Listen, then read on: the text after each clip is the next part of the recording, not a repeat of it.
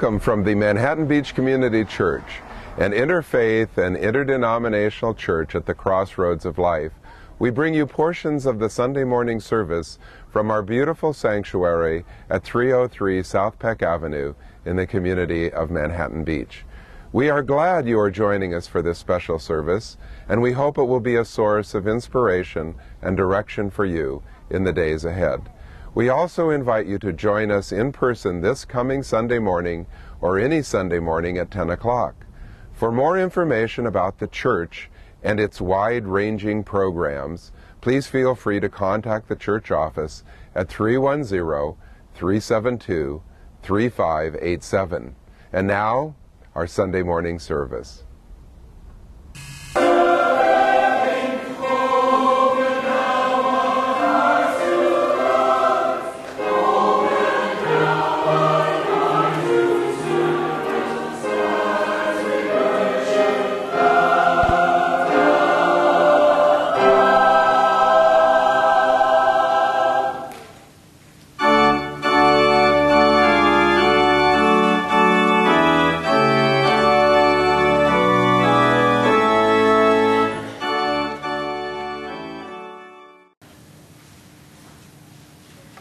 Let us come together this morning on this glorious February morning. Let us worship together. We pray together for God's presence and strength in our time of need. Jesus said, "I have come as a light into the world, that whoever believes in me may not remain in darkness. If anyone hears my sayings and does not keep them, I do not judge him. For I did not come to judge the world, but to save the world." And now, let us pray together. Dear God, be with us this morning as we pray and worship together. We open our hearts and we open our minds to your message and to your Spirit, and we prepare for your inspiration. Help us to understand the mystery of your ways and to comprehend your plan for this world and for our lives. Be with the leaders of our country in these troubled times. Help them as they struggle to make difficult decisions. Help them to be fair and honest and compassionate. And we pray that they will turn to you for guidance. We live in a time of world conflict and unrest, just as Jesus did.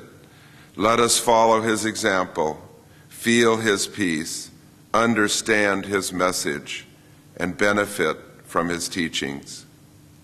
Grant us the strength to support others, to give of our spirit and our love.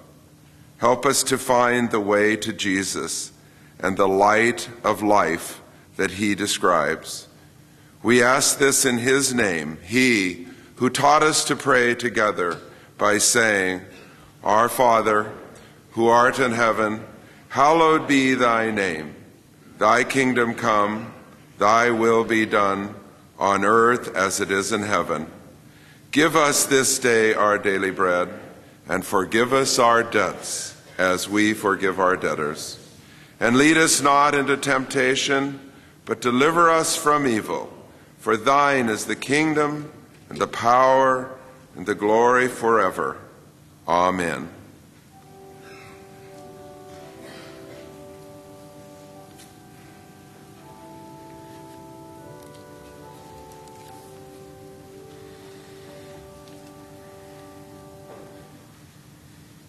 And it's now time for our Bible Explorers.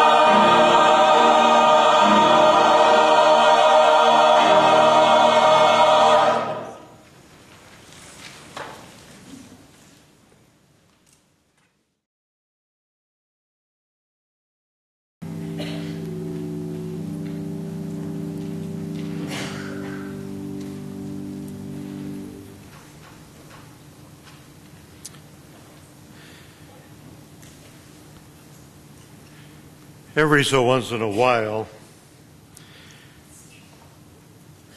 the technological age and the information age gives us a hard time. It impacts the printer, it impacts the computer, and it does unusual things with the announcements. And Raymond called me out to tell me that though we changed 2 out of 3 things, the third is rather important as well. Our Ash Wednesday service and the beginning of Lent is not on the 7th, which would be today, I believe. It is on the 17th. And so please mark that on your calendar, and through the domain of modern science, we will try to correct that. But it is the 17th. The meager meal is at 6:30 in the fireside room, and a very quiet, beautiful, and impressive service will take place here at 7:30 in the evening. So we look forward to that, and I thank Raymond for that. Now, as those of you know that have been here for many years, somehow 30 years ago, quite by accident, I started to attempt to predict the winner of the Super Bowl. I have been right 25 out of 30 times. And I'm still angry with the coaches and the players of the 5 teams that did not come through. However, and Steve Campbell couldn't get it out of me, and he and I are great sports fans and discuss that as well as the price of gold or whatever. This is a biblical question this morning, and we don't often have it. Are the saints going to win? Or are the Colts going to win? Now you would say, well, saints are prominently displayed and spoken of throughout the New Testament. But you will remember in the Gospel of Mark, at least in the Revised Standard Version, will tell you that Jesus rode into Jerusalem on a colt on Palm Sunday.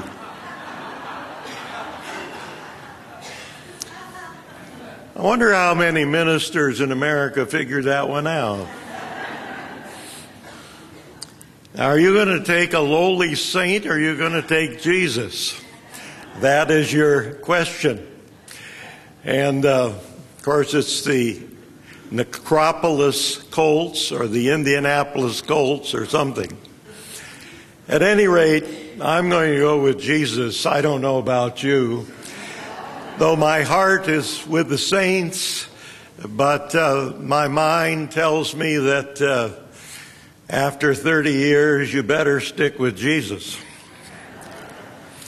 So I think that's clear enough, and you can do the math as to my expertise. And later today, you will have the answer. That's one of the few answers you'll get in a short period of time in the world in which we live. I'd like to give a brief prelude to my sermon, and I would like you to listen carefully. Not that you don't normally, but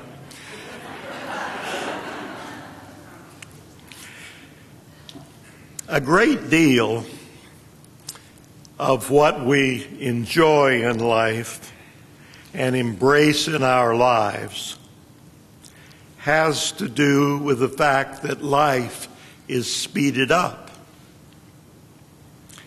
In many instances, it is greatly to our advantage that over the years, life has speeded up. However, as all of you know, it is at times a great disadvantage and a detriment to our lives that life has speeded up to the degree that it has. Slowness and speed are often a trade-off in life. This morning, I would like to speak to you about slowness. And the title of my sermon, which you have before you, is In Praise of Slowness. The idea for the sermon came to me during Christmas time when I was wandering through Barnes & Noble and happened by quite an accident to stumble upon a book entitled In Praise of Slowness. And it's written by Carl Honore, and some of you may have read it. It is an international bestseller, but that's what it says on the cover of every book, right? But the part that interested me most about the cover, and down below it says, challenging the cult of speed. But then there's another little part that interested me too. It says, right on the front cover, a persuasive case against mindless speed. And the reviewer, the Los Angeles Times. I thought that was interesting also. Now, the book was written by a Canadian journalist who lives in London. And he actually admits, in the course of writing this book, In Praise of Slowness, that he got a speeding ticket. One of the advantages to the ministerial life that I've discovered over 46 years is the fact that because of the nature of my work, whether it's preaching a sermon or whether it's doing a memorial service or a wedding or some kind of a celebration or speaking on a particular occasion, you have time for meditation and you have time for reflection and time to think and time to read. And I have cherished that time, and I've been very lucky to have it. And so slowness, in one sense, is a part of the ministry. Many of you have noticed out here, just outside that little window there, one of the few memorials that we have at the church that is visible. It is a sundial, and it is a memorial to Jean and Louise Hillman, who served this church with distinction for many, many years, and literally landscaped this place, and Mr. Hillman found it and purchased it. And Mrs. Hillman planted a little sapling out in front of the church that's about 100 feet high back in 1958. But that sundial I look at all the time because that's how I tell time. It's especially helpful on rainy days. But it does remind me that my task is looking after people, and my task is reflection and meditation and trying to keep things in perspective in this world. Now, all of us are very proud of young Joe Zarro, as we are of his brother and his sister and his whole family who've been a part of our church for many years. He just began his ministry after graduating from Harvard down in Murrieta Valley. And I have talked with him through this process, and I've talked to him since he started. And the only advice I had for him was that if you're going to be in the ministry with all the demands that are made on your life that come in different ways from different directions, is that you need to pace yourself. You need to learn to take time off, and you need to put a governor on yourself. You can't be, as Rudyard Kipling suggested, running all around in different directions. That you're the one that has to be calm in the midst of the storm. And that is hard to do because there are many times when you see situations that as the Bible suggests, fools rush in where angels fear to tread. You remember that slogan that was so popular many years ago, slow down and live. That is in contradiction to the notion of tripping quickly over the surface of life and just keeping yourself occupied and never really getting down to the things that are truly heartfelt. And I'm going to talk about that next Sunday in my sermon to you. One interesting thing in the Gospels, and of course Jesus weighs in on all these things 2,000 years ago, and I find it absolutely fascinating, and it's only in the Gospel of Mark. It's a strange kind of situation. As you know, 2,000 years ago was a long time ago, and Jesus lived in an agrarian culture and in a much different setting. Some of you have been to the Holy Land, and I'm sure Pat and her entourage's trip to Egypt, she got a picture of a very different way of life for a huge number of the citizens of the world. For Egypt is highly overpopulated and is an interesting study. I would say Egypt, from my mind, is the most interesting place I have ever been. And the scariest place I've ever been is Calcutta. And I notice every time someone takes a trip to India, one of these high-end tours, which is very nice, they never go to Calcutta. And there's a reason for that. That is where Mother Teresa began her ministry. I actually met her before she was famous and didn't make the connection until years later, and then it all began to come back to me. But the point of all this is that people around the world do not live as we do in Los Angeles, where it suggests that we are to challenge the cult of speed, and where the Los Angeles Times would say on the front of this bestseller, a persuasive case against mindless speed. And I think all of us know what we're talking about. But let's go back to the Gospel of Mark. It doesn't happen in the Gospel of John. It doesn't happen in the Gospel of Luke. It doesn't happen in the Gospel of Matthew. But Mark was written first. And interestingly enough, in the first and second chapters, it's very interesting the phraseology he uses, which I find, and I didn't know this until I went to seminary. I thought I knew something about the Bible. One of the first things I learned when I got into the book of Mark was this. Everything that Jesus does after he is baptized has to do with the word immediately. It says, for instance, the Spirit immediately drove him out into the wilderness. And then it says, and immediately they left their nets and followed him. That's the disciples. And then it says, and immediately there was in the synagogue a man with an unclean spirit.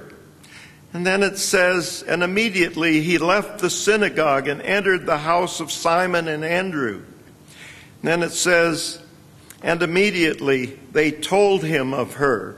And this goes on in the first two chapters. The word immediately to create speed in a culture where there wasn't any.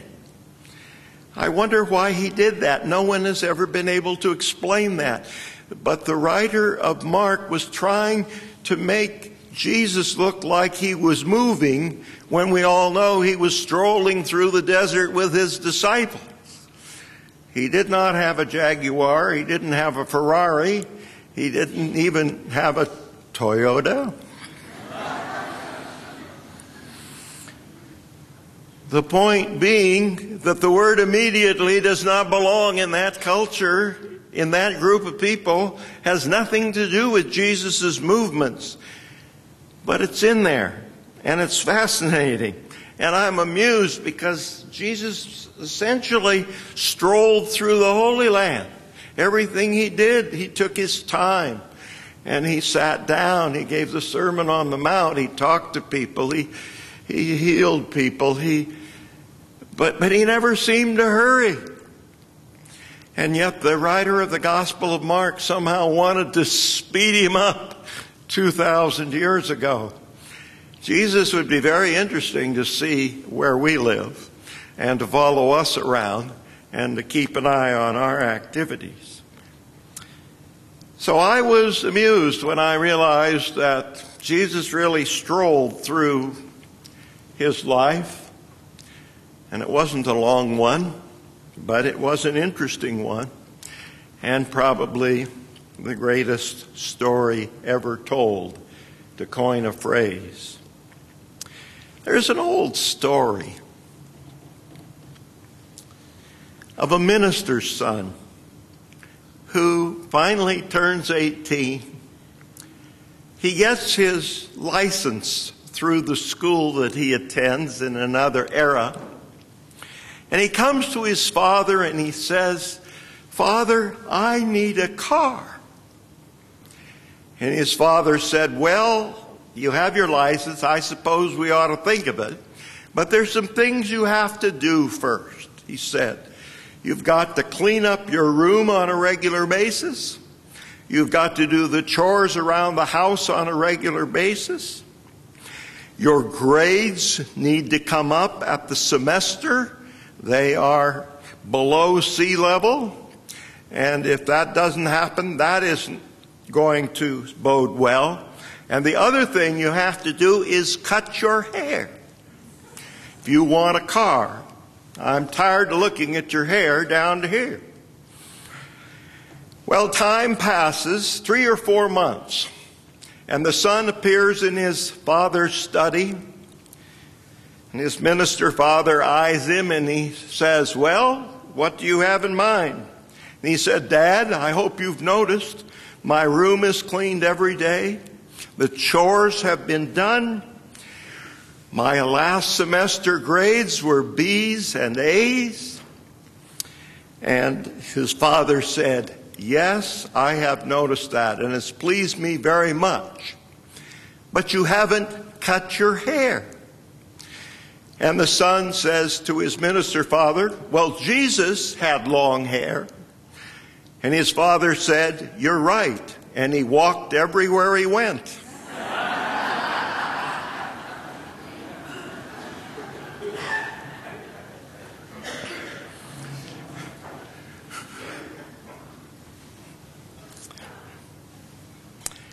I couldn't resist that.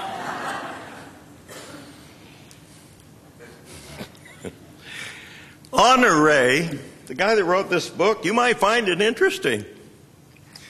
Honoré, the guy that wrote this book, had this epiphany, and it had to do with his own child. He was in a bookstore because he was a journalist and so forth, and he's racing around doing all these things before he wrote the book. And he saw in a bookstore a thing that said 1-minute bedtime stories. And he said, that's what I need. And he got a copy of it, and because his son, he was reading him these long bedtime stories, and his son was always wanting to hear more and so on, and he didn't have time with his computer work and all the things that he was doing, and so he thought, this is what I need, these 1-minute bedtime stories. And when he went in and he started in with his 1-minute bedtime stories, why, his son kept saying, but I want to hear more. And the father was very frustrated that this book had not satisfied his son. And then the real epiphany came. He wasn't spending enough time with his son. He wasn't taking the time to read to his son. And his son wanted to hear more. Son wanted to learn more. And Honoré was converted to slowness. And he began to examine the world he lived in personally and the world the rest of us live in, especially those that live in the cities and the suburbs particularly. First thing he realized was that the real villain in life is not the sundial, but the clock. And that the clock fueled the industrial revolution. Benjamin Franklin said, time is money. Time is money. Think about that statement as it applies to life in general and your life in particular and your life history. Time is money. And the corporations and the groups and the different professions that you work with. Time is money. Our current problems, from cars to banks and all the realms in between, can be traced in part to the cult of speed. Steve and I have discussed that, and I'm sure he will be speaking about that next Saturday evening. Restraint is interesting in life. People tend not to deal with restraint very well. The cult of speed is important. Hollywood has weighed into this as they weigh into every problem, and everybody gets upset with the people in Hollywood and what they say about varying things from time to time, and in other times they know what they're speaking about. And our lives from the time of Charlie Chaplin and before have slowly and progressively been terribly influenced by the world of movies and now television and the media, and 5 billion emails make their way around the world today in the technological revolution and the informational age. One of my favorite scenes comes from the movie City Slickers with Billy Crystal. You will remember City Slickers is a situation where these guys are on a dude ranch, and two of them are off on their horses, one of them being Billy Crystal, and they get lost out in the middle of nowhere. They don't know where they are. And Billy Crystal says something to the effect, "We're lost, but we're making good time." I think that describes a great deal of America. We're lost, but we're making good time. Maybe that should be the title of your address, Steve. Now, Carrie Fisher, who isn't known as a Nobel Prize winner for anything I can think of, made the statement that instant gratification isn't fast enough. Think about that one for a moment. And another one of these thoughtful people that we don't necessarily think of in the Nobel Prize category, Lily Tomlin says, "For fast-acting relief from stress, try slowing down." We do live in a frantic society. There's no question about it. And remember my preamble, detriments, trade-offs, advantages, this all works together. And each person has to come to terms with it. But in the cities and the suburbs in particular, and in the South Bay, little kids are playing soccer over here, and they're playing something else over here on either side of us. And they were there at 7 o'clock this morning when I came here. And the erosion of Sunday is complete in a great many ways. But it's interesting, even Lummi Island and Orcas Island, as all of you know, are in the San Juan Islands of the Pacific Northwest near the Canadian border and so on, and the little town of Bellingham where I grew up. And I've spent a great deal of my life on those islands. I've noticed over the years, especially on Lummi Island, where the ferry is very important, and Pat Edwards has been there and some of the rest of you have been there, that life has ratcheted up, and schedules, and when we used to sit around and do nothing but read and enjoy the beach and the water and the scenery, which is spectacular in the summers, everybody else but me, when I'm there, has all these things they're doing.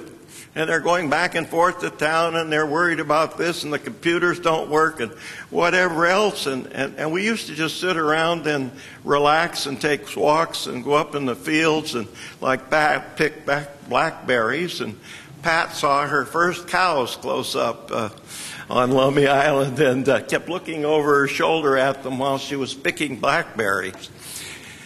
And in a little white church, but there's something to commend that way of life. But it's interesting, my friends that live on Lummi, they seem to be like this in recent years. On Orcas Island, things move a little more slowly, but not much in certain areas. And as you know, after you've taken a long vacation, and Jim Belt and the Max and Evelyn and so on, and JC and Pat may all need a week off just to rest up. I don't know. But I think that's probably true. But there are advantages and disadvantages. It's interesting, the church is not exempt. There's a phrase in the 12 Days of Christmas. Where's Rita Cook? She's sitting down here. One of the first things I ever heard was at the vaudeville show the Mariners put on the first year I came in 1970. They did the 12 Days of Christmas, and everyone had a part. And Rita Cook, who can really sing, she had the part 5 Golden Rings. And every time they went by 5 Golden Rings, she sang it a different way. And beautifully, I might add. And there's another group in that group, though, 7 Lords a-leaping. Now I assume this is an English carol, and I assume that the Lords have to do with something historical in England and so on. But England always reminds me of churches and Lord and all this kind of thing. And I think about the church. The church is always leaping around trying to figure out what to do and when to do it and where to do it and how much of it to do, and adding things and subtracting things. And ministers are the same way. And sometimes you get it right and sometimes you get it wrong. And you just have to live with that. But the church can become frantic in many ways. And yet our real task is looking after people. When you think of Erin Wyma and her mother's death, and Marcia Hoffman and her husband's death at the age of 64, you wonder about life occasionally. The one constant comment I hear, and I never heard it when I was first in the ministry in Maine, and when I was a little boy, I never heard my father say it, but I've heard it in recent years, is that the doctor does not take enough time with me. The doctor-patient relationship in this world that we live in. And it's not just in L.A., trust me. Go to the little town of Bellingham, and doctors are in a hurry. Doctors are overprogrammed, and most patients come out with half the answers they hope to get, half the things they hope to learn about their circumstances and their condition. Urgent care, you can sit for 3 hours in urgent care.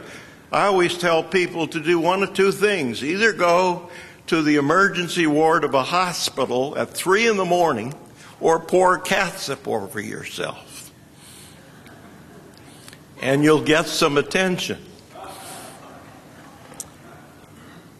But I've known people to sit in the emergency room of a hospital for well over 8 hours who were in terrible pain. And so the world that is speeded up. I can remember the doctors I knew in the old days. They took time. They were your friends. You had time to talk with them and be with them. Some of the nurses make a difference. Some of the doctors are very kind. Some of the things that I've been involved in over the years, both as an observer and with my family, we found some wonderful doctors who will take the time to sit down and to help you and work with you. But this is an interesting world, and professionally in all professions, I'm not trying to be hard on any particular group.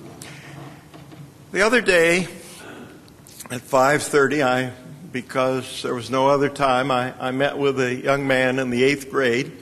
I put him in front of that lectern, and I worked on his public speaking for 2 hours. Now, I used to teach public speaking, both in high school and in college, and I spent a number of years on the radio, and I've preached for 46 years. And I've kept it a great secret that I know anything about that sort of thing. But his mother thought it would be a good idea, and I thought it would be a good idea because he needed that experience, because he was very talented and very bright. And so I worked with him, and I used to work with the kids downstairs that are so good in our plays and in children's theater. And Steve Campbell, I didn't have to tell him very much, but we worked with lay speakers and we worked with lay people and so on relative to public speaking. But the bottom line was, I had this young man describe his schedule for me. He's an 8th grader, very active, very bright, and I could not believe his schedule. He was totally programmed from morning to night and had been for a long time. And though his parents understood this and were trying to work away from it, it was very hard to give young people an opportunity just to play.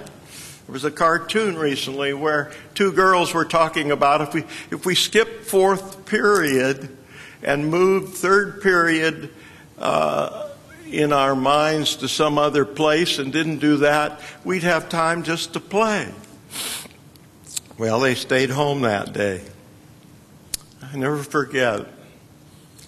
the ice cream shop down here. There was a girl that came in there one night. There were a group of kids from, well, what now is Journey of Faith. And a whole group of kids got off the bus and went into this ice cream shop about 10 o'clock. And one of the girls that came in afterwards, they all looked at her, and she was a very nice-looking young lady. And one girl said, "You weren't in school today." And she said, "Well, that's because Jesus told me to stay home." So there you are. My era was very different. We had time to play. And we were not paranoid about things, and there are reasons to be paranoid. We've had enough go on in the world that you are afraid for your children and you're keeping them programmed and so forth. But interesting things happen to them as they grow older. If they've been over-programmed, I think they become burned out at some points. And it comes up in later life, and it's a hard thing for them. Well, someone even suggested, a great French writer, that shopping ratcheted up your stress.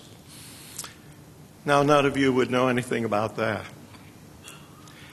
And then, here's John Hoffman, age 64, in perfect condition if you looked at him. A wonderful young man, working out in a health club, and he has an aneurysm. Now, I don't know what that's all about, but the point is, well, you know what Tom Lasorda said. No, I shan't tell you that. Should I tell them that? All right. Tom Lasorda said that the only thing a jogger can say that a non-jogger can't is that when they die, they're in good shape. How old is he? 85? And he just celebrated his 85th birthday. We had a gal in our choir. I don't even think Pat Edwards was in the choir then. She was a very lovely gal, and she was an Air Force wife as well, and they were only here for a little time. And she broke her leg exercising to Jack LaLanne on television one morning.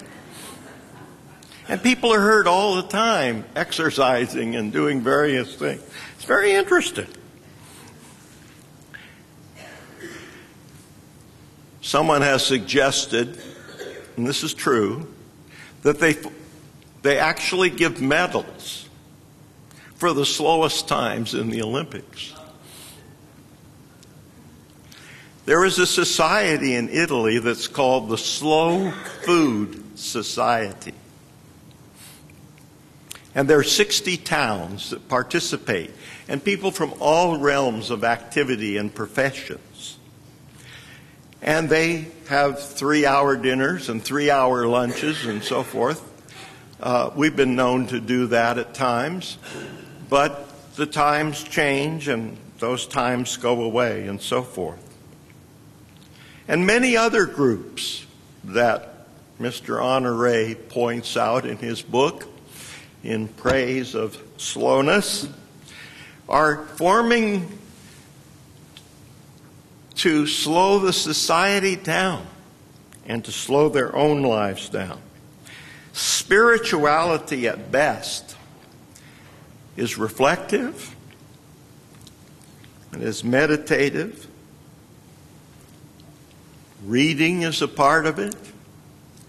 They say that most people try to read books while they're watching television, and that ruins both of them, according to Mr. Honore. Sunday was a day of rest. Did God know what he was doing, or she?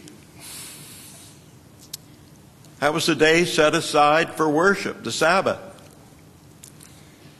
And we have watched the complete erosion of Sunday in our society, and as I mentioned before, this is one of the few things we've ever imported to the East, the erosion of Sunday. For when I came here, you could not, and I've said it before, buy a Coke in a town of 35,000 on a Sunday. Everything was closed. You had to know a guy on the back of Water Street who was doling out cokes from the back of his business in a rather seedy area. You could go to a restaurant, one of the 5 that were open, and order a meal and a Coke. But it's interesting. The world has changed. Those of you that are young know it to be what it is today, and those of you that are older have memories of a slower time. When I think of Jesus, I think of one word: calm. Everything was going wrong around him. Keeping your head while everyone else is losing theirs. That's Kipling's statement. And that was Jesus. Jesus was calm even when they were getting ready to put him on a cross. He didn't like the idea. He said, "Not my will, but thine be done." And he said, "Into thy hands I commit thy spirit." Jesus really was an example for all of us. And he walked everywhere he went. And then even the psalmist said, "Be still and know that I am God." And I finish with what I started with, because I know what all of you are saying and thinking, though I think I have been fair. A great deal of what we enjoy and embrace in our lives speeds life up, in many instances to our advantage, and in many instances to our detriment. Speed and slowness are often a trade-off.